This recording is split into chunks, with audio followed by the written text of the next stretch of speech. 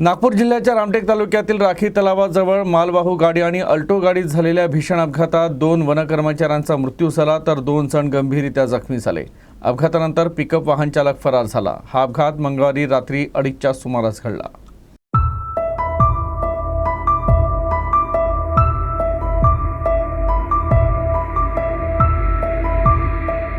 पवनी वनपरिक्षेत्रात काम करणारे मनोज इवनाते, प्रदीप सूर्यवंशी, निकेश कुंभलकर आणि स्वप्नील जाधव हे 4 वनकर्मचारी गोंदिया इथून आपल्या मित्राचं लग्न आटपून अल्टो कारनं नागपूरच्या दिशेने येत होते।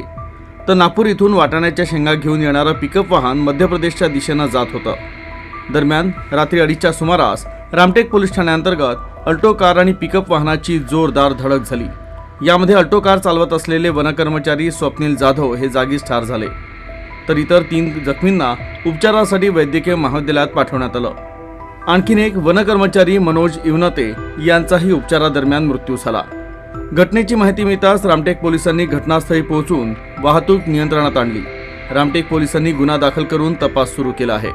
या अपघातात पिकअपची चेसिस आणि बॉडी वेगळी झाली, त्यामुळे वाटाण्याच्या शेंगांचे पोते रस्त्यावर पडले होते।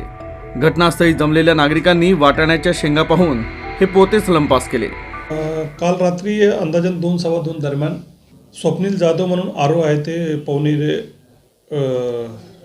रामटेक हद्दीतले, ते गोरेगाववरून त्यांच्या मित्राच्या रिसेप्शनमधून परत येत असताना रात्री 2-2:15च्या दरम्यान राखी तलाव या ठिकाणी त्यांच्या अल्टो गाडीचा अपघात झाला आहे। त्या अपघातामध्ये ते स्वतः स्वप्नील जाधव हे मरण पावलेले आहे आणि त्यांच्यासोबत 3 मित्र होते, त्यांचे मनोज इवनाते, प्रदीप सूर्यवंशी व निकेश कुंभलकर हे गंभीर रूपात जखमी होते। त्यांना ताबडतोब आपल्या कर्मचारी स्टाफसह PSC रामटेक येथे पाठवून तिथून नागपूरला मेडिकलला रेफर केल्याने त्यांना उपचार तिकडे चालू आहे।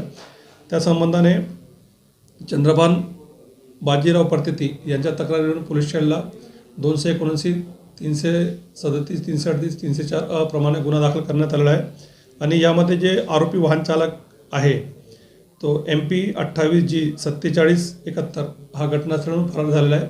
त्याप्रमाणे गुन्हा दाखल करून सदर कारवाई करण्यात येत आहे।